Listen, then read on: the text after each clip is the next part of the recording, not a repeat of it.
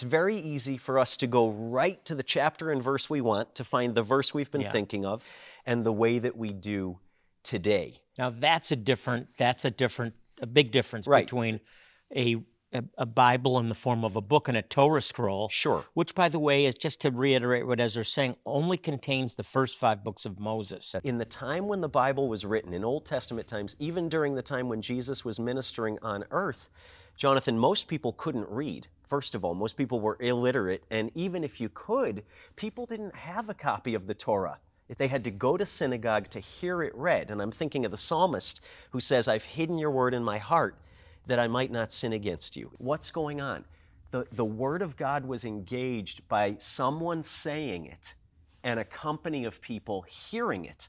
And because you couldn't take the scroll with you, you had to hide it in your heart. That was the way that the word of God was living and active in the hearer. I'm thinking of James, even after the death and the resurrection of Jesus, right? James says, be a doer of the word, not a hearer only. It doesn't say, be a doer, not a reader only, because most people didn't have a copy of the Scriptures. So there's this idea there of hearing the word, internalizing it. We've talked so many times on this program, Jonathan, about the idea of Haggah, meditating on the Word of God, which means to repeat it to the point where it goes from what you heard, what you have in your mind, to what actually exists in your heart. Yeah. By the way, you see this clearly. It makes sense when you understand this and you read that Jesus is actually called up to give a reading. And he gives actually the wrong reading in terms of the cycle, because there's a cycle for the reading of both the Torah, the first 5 books of Moses, and for the Haftorah, the prophets. And he doesn't read what everyone's expecting him to read. He doesn't read what's allotted that week, but instead reads from Isaiah, the Lord has anointed me. And it's out of order, but he's using that to expound on his ministry. That's right. And again, the tradition is that people are hearing, internalizing, and then they're actually repeating back. Meditation in Hebrew, just to add to this, is the word Haggah, which means to confess. That's right. Which means to mutter, which means to proclaim. That's right. The Haggadah, which is the Passover retelling, is read so that we remember the story of the Exodus. So that's it, because we're prone to forget. And so to answer that question, how is engaging with the Bible today different than how it was in ancient times? Or the larger question from that we started with of what's the right versus the wrong way to read the Bible, I want to challenge us. We have even on our phones, right? You can find a verse and you can read it for 5 seconds and you can move on with your day. But maybe there's more to it than that. Maybe the whole idea is that we're supposed to meditate on it, hear it or read it, and let it internalize in our heart so that we can live, so that we can walk worthy of the calling we've received. Yeah, and speak it back. That's right. He who calls out upon the name of the Lord shall be saved. Jonathan, elaborate on that a little bit for us, because many may be listening and saying, wait a minute, I thought salvation was an issue of belief alone, but there's a confession component. We hear the proclamation. Yeah. As you said, the word is read. We hear it. We then hear it again. Faith cometh by hearing, hearing by the word of God.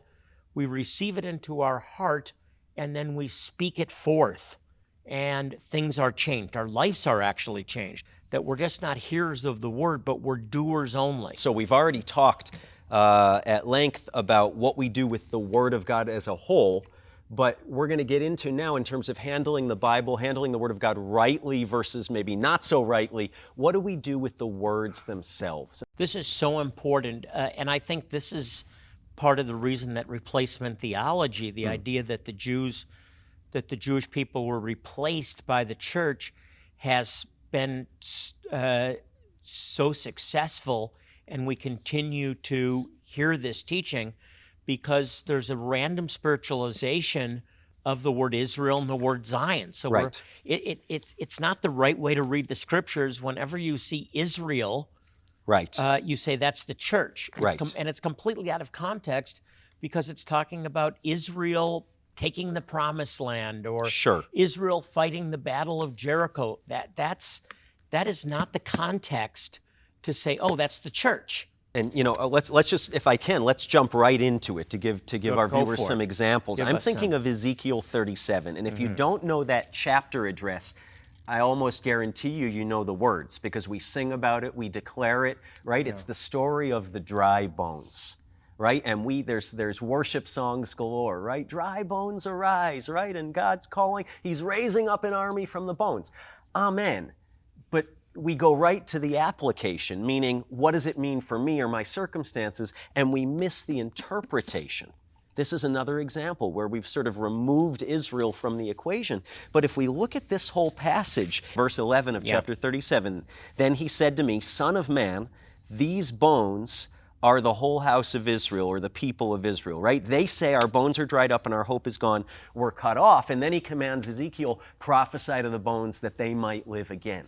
So, amen to God resurrecting our dead or broken circumstances. Amen to God raising up armies from the ashes or from the dry bones. But the context here is actually God's enduring promise to take a people who felt we're dry and dead and hopeless and to resurrect them to life again. Yeah. These bones are the whole house of Israel. And it's great to then make application. Totally. That the same God who did that for Israel will do that for me. Exactly. Another example that comes to my mind immediately, that's a very good one, by the way, is the popular song, Blow the Trumpet in Zion. Sound the alarm on my holy mountain, and we dance around proclaiming the victory of Blow the Trumpet in Zion. Right. Now, I love that song also, but if you go back to the context, it's proclaiming God's judgment on the earth. Right. So rather than shout out in victory, we should actually be warning ourselves, get ready for a shaking. Exactly. Where only that which cannot be removed will remain. Exactly. This is good. We're giving you, I hope, a lot of examples, and we'll go to the New Testament in just a minute, but one more from the Old Testament. Jonathan, Jeremiah 29:11, right? You know this verse. Very well. For I know the plans I have for you, says the Lord. Plans to prosper you and not to harm you. Plans to give you a future and a hope. And acharit, it says in Hebrew. It means a certain determined end. And we say, Amen, God knows the plans He has for me. But the context of this passage is actually during one of the darkest times in the history of the Jewish people. Because God says through Jeremiah right before this, I'm going to send you into exile. And it's going to be a hard 70 years, and make no mistake, you deserve it. But also know this, I still know the plans I have for you.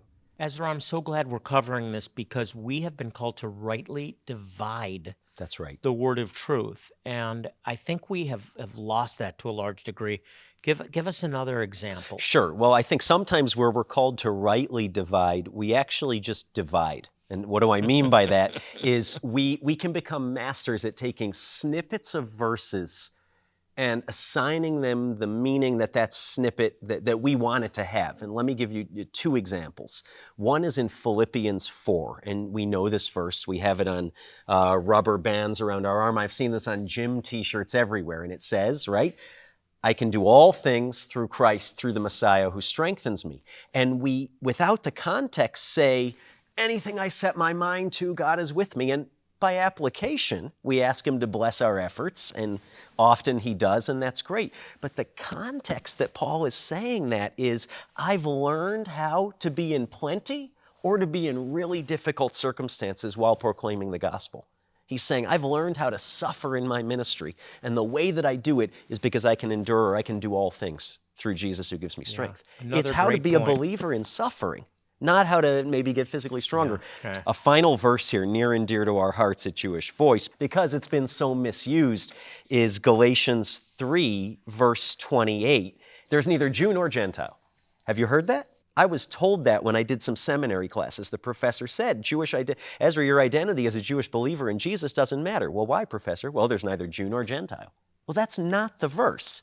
The verse is, there's neither Jew nor Gentile, neither slave nor free, neither male nor female, for you're all one in Jesus the Messiah. Now, last I checked, there's still men and women, and one can have babies and the other can't, right? There's distinct roles. What Paul's saying here is, in terms of righteousness before God, Jew and Gentile, there's no difference. We've all fallen short, and we're all justified by faith alone in Jesus. But we misuse the snippet to say, God doesn't care about Jewish identity as believers. Yeah. We hear that so often. Making a very specific point. Right. That you can't expand on into something that it's not saying. Exactly. Rightly dividing the word of truth. Yeah, That's what it's very all good. about. That's what you're challenged to do. Very good. What a privilege it is to hear, receive, believe, and share God's Word. It's our desire to get the Jewish Voice Study Bible into the home and heart of everyone watching today. The unique features in this 1,800-page resource include book introductions, footnotes, day-in-the-life articles, full-color graphics, and insight about feasts, holidays, and the lost tribes of Israel. Plus, a concordance, weekly reading schedules, and exclusive content from Jonathan Bernis. For your gift of $100 or more, we'll send you this extraordinary resource, and you'll experience God's love and purpose for your life moving from your head to your heart. For new Shalom partners who commit to $50 or more per month, we'll emboss your name in gold letters right on the cover. Equally important, our work around the world, particularly in Africa, has revealed a hunger for the Bible. When we send out your new Jewish Voice Study Bible, we will also equip Jewish communities and their neighbors with Bibles and other resource materials. Lives will be changed. As promised in Isaiah 55:11, my word, I send it out, and it always produces fruit. Call, scan the QR code, give securely online, or mail your most generous gift to the address on the screen. Celebrate God's faithfulness by exploring and sharing the Bible. Thank you so much. Hi, my name is Ezra Benjamin, and I'm the Vice President of Global Ministry Affairs here at Jewish Voice. I'm glad you visited our site today, and before you close this video, I just want to say thanks. Thanks for coming to learn more about what we do. However you got here today, an ad, a search, maybe even a prompting from the Lord, thanks for responding.